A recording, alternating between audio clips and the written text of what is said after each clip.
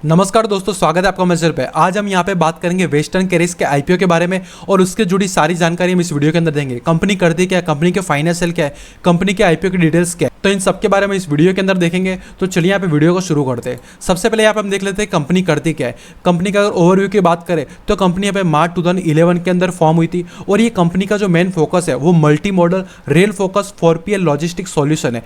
अब ये 4PL क्या आता है? 4PL यानी यहाँ पे फोर्थ पार्टी लॉजिस्टिक्स, यानी ये जो कंपनी है डायरेक्ट लॉजिस्टिक्स सॉल्यूशन प्रोवाइड नहीं करती। ये जो कंपनी है ये दूसरी लॉजिस्टिक्स कंपनी है उन सबके साथ टाइप करती है, यानी कि इनका एसेट लाइट मॉडल है। ये खुद ज़्यादा एसेट यहाँ पे ऑन नहीं करती। ये जो कंपनी है वो लॉजिस्टिक्स कंपनियों के साथ टाइप करती है और जो भी कंपनी, जैसे कि कोई कंपनी है उनको यहाँ पे ट्रांसपोर्टेशन की सुविधा चाहिए, तो फिर ये कंपनी यहाँ पे सबसे पहले देखेगी इनको ए पॉइंट से बी पॉइंट में जाना है, तो वहाँ पे सबसे इफेक्टिव है कौन सा होगा? रेल सबसे इफेक्टिव वे होगा, या फिर रोड, या फिर कार्गो, या फिर यहाँ पे एयर ट्रांसपोर्टेशन सबसे इफेक्टिव वे होगा। और अगर सबका कॉम्बिनेशन करके यानी मल्टी मॉडल टाइप अगर किसी को सॉल्यूशन चाहिए तो वो भी यहाँ पे प्रोवाइड कर देगी। अगर यहाँ पे कंपनी ने बोला कि मुझे यहाँ से ए पॉइंट से बी पॉइंट पे यहाँ पे ले जानी है अपनी प्रोडक्ट को, तो फिर वो देखेंगे यहाँ पे सबसे पहले इनको रेल के अंदर ले जाना है, फिर बाद में रोड के अंदर ले जाना है, और यहाँ से फिर हम ट्रांसपोर्ट करेंगे एयरपोर्ट के अंदर, तो वो उनके लिए सबसे इफेक्टिव वे होगा। तो वो उनको यहाँ पे प्रोवाइड करेगी सॉल्यूशन, और यहाँ पे कंपनी को यहाँ पे सबसे बेस्ट वे में अपना माल को यहाँ पे ट्रांसपोर्ट करने में मदद करेगी। और अगर यहाँ पे बात करें ये कंपनी किस किस को यहाँ पे अपनी सर्विस प्रोवाइड करती है,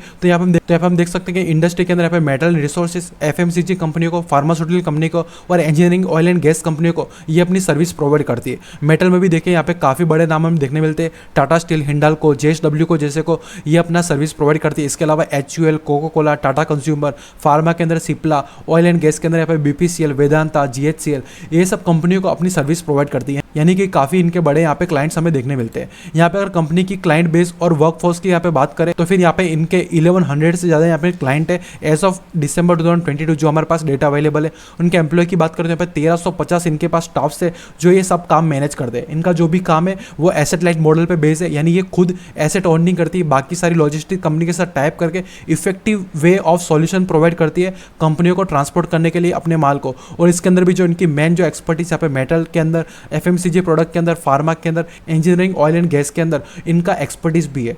तो आशा करते हैं आपको पता चल गया कंपनी करती क्या है। तो चलो हम देख लेते हैं आईपीओ की डिटेल के बारे में। अगर आईपीओ की यहाँ पे डिटेल देखें तो ये आईपीओ यहाँ पे 13 सितंबर को ओपन होते हुए हमें देखने मिलेगा। इस कंपनी की जो फेस वैल्यू है 5 रुपीज़ रखी गई है। प्राइस बैंड इसका 163 से लेकर 172 रुपीज़ पर शेयर रहने वाला है। लॉट साइज की यहाँ पे बात करें तो 87 का यहाँ पे लॉट साइज रहने वाला है और टोटल इश्यू 492 करोड़ का रहने वाला है, यानी एक मीडियम साइज आईपीओ रहने वाला है जिसके अंदर फ्रेश इशू रहेगा 400 करोड़ का और ऑफर फॉर सेल रहेगा यहाँ पे 92 करोड़ का, यानी 400 करोड़ रुपीज़ जो है वो यहाँ पे कंपनी को जाएंगे, जो कंपनी के ग्रोथ के लिए यहाँ पे मदद में हो गए। और ऑफर फॉर सेल है वो यहाँ पे प्रमोटर अपना थोड़ा बहुत हिस्सा बेचेंगे। अगर यहाँ पे कंपनी की इंपॉर्टेंट डेट्स के बारे में बात करें आईपीओ के रिलेटेड, तो फिर यहाँ पे ओपन डेट 13 सितंबर रहने वाली, यानी फ्राइडे को ये आईपीओ ओपन हो जाएगा। क्लोज डेट की बात करें तो 18 सितंबर को आईपीओ क्लोज होगा। बेसिस ऑफ अलॉटमेंट की यहाँ पे बात करें तो 19 तारीख को हमें अलॉटमेंट होते हुए देखने मिलेगा।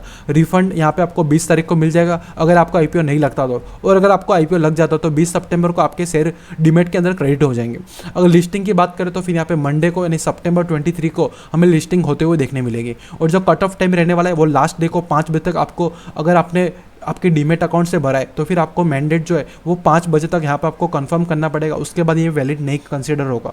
इसके बाद हम देख लेते हैं यहाँ पे इसकी लॉट साइज़ क्या रहने वाली है। अगर लॉट साइज़ की यहाँ पे बात करें तो रिटेल के अंदर जो मिनिमम है वो यहाँ पे 1 लॉट के लिए यहाँ पे आपको 87 शेयर के लिए अप्लाई करना पड़ेगा, यानी आपको 14,964 रुपये के लिए मिनिमम आपको बिड लगानी पड़ेगी। रिटेल में अगर मैक्सिमम जाए तो 1,94,532 रुपीज़ के लिए आप बिड कर सकते हो। अगर HNI की यहाँ पे बात करें और उसमें जो स्मॉल HNI है उसके अंदर आपको 14 लॉट के लिए अप्लाई करना पड़ेगा, यानी 2 लाख से ऊपर की बिड, जिसके अंदर आपको 2,09,496 रुपये के लिए अप्लाई करना पड़ेगा।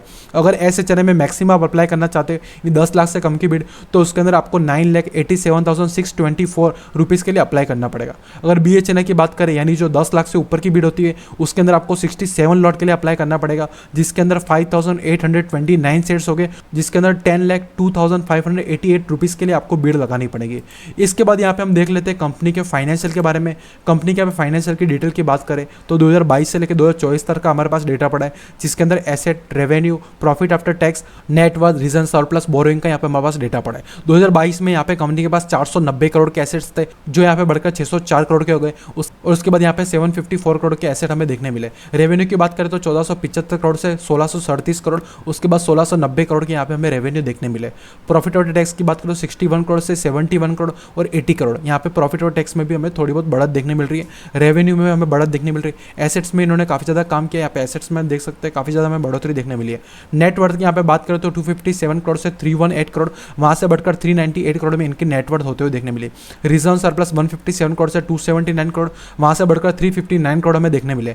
टोटल बोरिंग की यहाँ पे बात करें तो 150 करोड़ की इनकी जो बोरिंग थी 2022 के अंदर, वो यहाँ पे बढ़कर 210 करोड़ हो गई, और यहाँ पे 2024 के अंदर 266 करोड़ अब इनकी टोटल बोरिंग स्टैंड कर रही है।